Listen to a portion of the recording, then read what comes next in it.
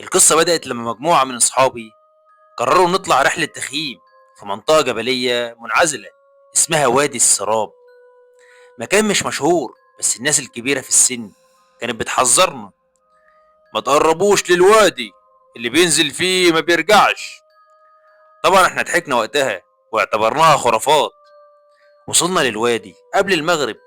الجو كان غريب، الهوا ناشف والجبال عاملة زي جدران ضخمة سادة، كأننا محبوسين.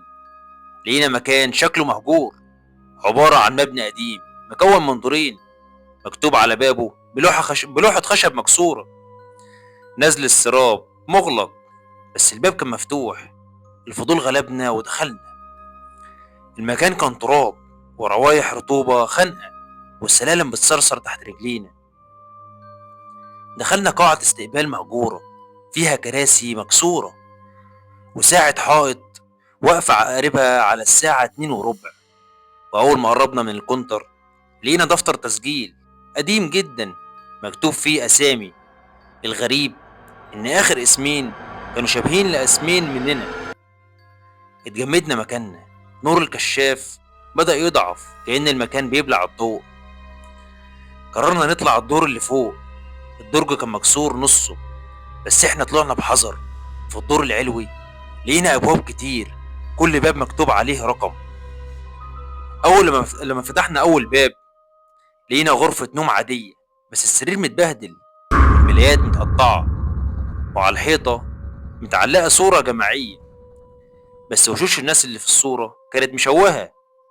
فجأة الباب اتقفل لوحده، والصوت الوحيد اللي كنا سامعينه كان صوت خطوات حد بيجري بره الأوضة. صاحبي كريم قال: لازم نمشي دلوقتي. رحنا على السلم، لقيناه مش موجود. مكان السلم كان فيه جدار طيني. بدأنا نصرخ لبعض. كل واحد فينا كان بيشوف انعكاسه في المراية مكسور أو مبتسم بشكل مرعب.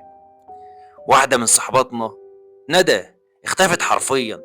في لحظة كانت جنبنا، وفي اللحظة التانية ما شفناهاش، ما لقيناهاش خالص. نسمع صوت بتنادي من ورا الجدران: ساعدوني ساعدوني. بس مفيش طريقة نعرف منين جاي الصوت.